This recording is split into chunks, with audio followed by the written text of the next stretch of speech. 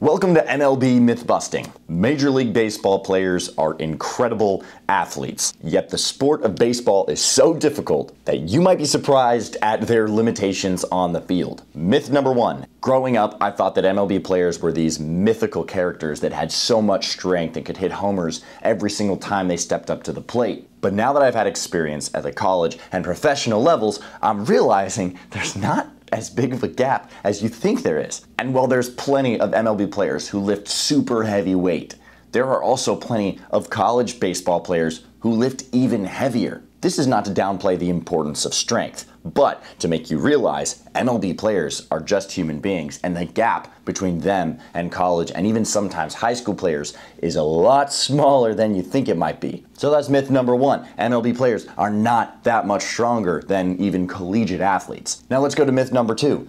MLB pitchers cannot perfectly locate every single time. Granted, the best pitchers in the world are far better at locating than, say, the average college pitcher. At the same time, if you give an MLB pitcher an opportunity to throw strikes down the middle, I think they'd be very hard pressed to throw 20, 25 strikes in a row. MLB pitchers cannot perfectly locate, and while maybe their window for misses is this big instead of this big, they're still not perfect. Myth number three.